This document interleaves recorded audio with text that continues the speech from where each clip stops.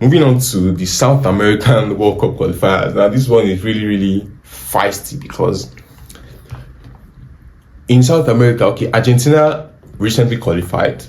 And so they qualified before playing Brazil, by the way, which is a game I want to touch on specifically because that the lead up to that Brazil match was crazy. Argentina last played Brazil 2023, months after winning the World Cup in 2022 December. And that game itself was also crazy because Argentina won the game 1-0, but there was so much trouble in the stands. I think Argentina fans were like the larger victims of the trouble. And both FAs got fined, by the way, by FIFA. But I think the Brazil FA got fined more because there were more victims on the Argentina fan base side. So it was a really terrible game for fans, for match-going fans. And it was hard to watch. I think the game even had to be paused for a while or something. And then, but eventually Argentina won 1-0. That was a really crucial win, by the way. So before playing Brazil, they had already secured qualification hours before. But let me even take you back a couple of days before. There was the build-up to that game was heightened by, I think, Rafinha was on, I'm not sure if it was an interview or a discussion with Brazil legend Romario.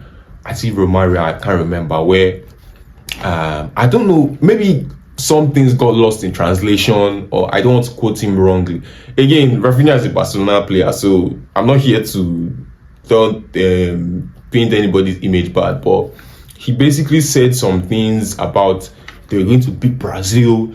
Was very sure that he was going to score, and I think he used the F word, but it was Romario who first used the F word, and it was like F them as in question, and Rafinha like corroborated and said F them. I was like, okay, so this is real, this is war, So another thing is Brazil have been playing badly, like they've been playing so bad lately, and I remember having a conversation with somebody that this Brazil team, even though they had won Colombia 2-1 recently, I wasn't convinced that they were, and the person told me they are coming up, they are improving. I said, I don't see the improvement, but this Argentina game would really tell me if truly they are improving.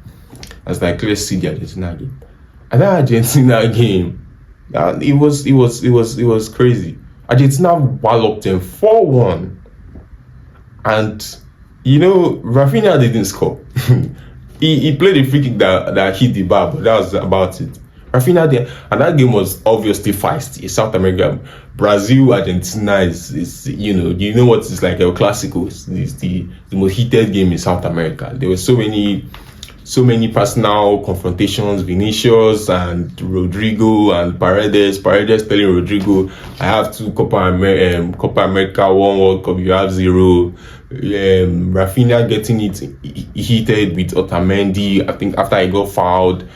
Obviously, you know how these things go. 1 foul and then like the entire team versus the other team will just come together and start throwing words, insult, and then the referee will just be observing from a distance to see who is going to give a yellow or even a red card. So it was such a heated game, but the goals from Argentina were fantastic. And that's like, let's even leave the fight for now. The goals were fantastic. The first goal, the second goal, they were well worked. Alvarez, Fernandez, McAllister, and Simeone. I think Simeone's goal was the most unexpected for me while watching. Like, I never thought that ball was going to go inside the net, but the way in which he even went in, like he basically just roofed it from a difficult angle. That's like, bro, this Argentina team look like the real deal. They look like they could go to the World Cup next year and do something again. I don't know if they're going to win, but it will be really difficult. But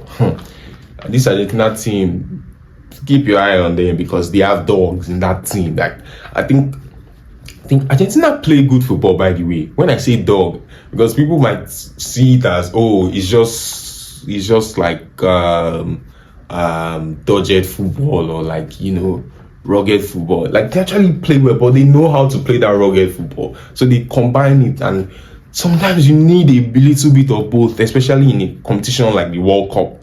where people will frustrate you, teams will frustrate you, and then you need to keep your head in the game also. So it was crazy because that whole game there was so many personal battles. Vinicius will fight with everybody. Vinicius was, I think allegedly telling people that he had 2 Champions League, and it's like, bro, this is Brazil. What's 2 Champions League are you talking about? You don't have any national team trophy with Brazil. Talking about 2 Champions League, but anyways, Rafinha on his own also got into fights. I was like, you don't need all of these. Like, you guys are like, I don't know, this whole thing. Okay, yes, maybe you said all those things you said in that interview to like get your teammates hyped, but you can't see all of that. Go to Argentina, who had already qualified, by the way. That's another thing.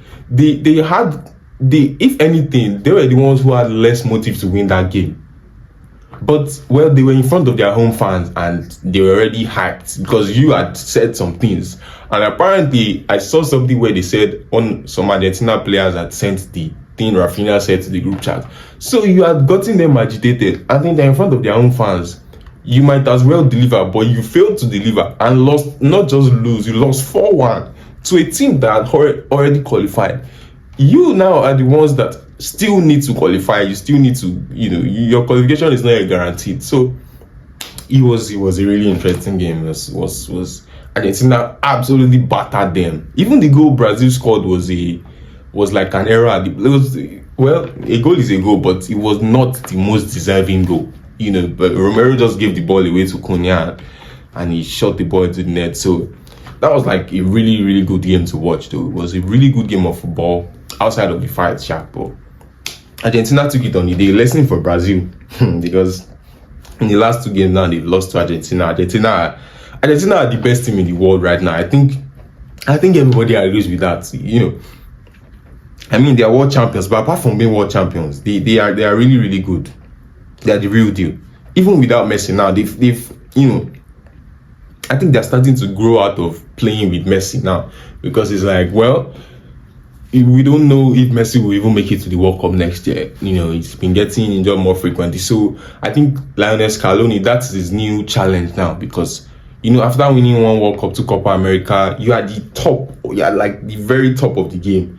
So you need to also find new challenges. Lionel Scaloni's new challenge right now is making Argentina play so well, even without Messi. And they seem to be doing it really, really well. So good for them. So that's that about the South American qualifiers, basically.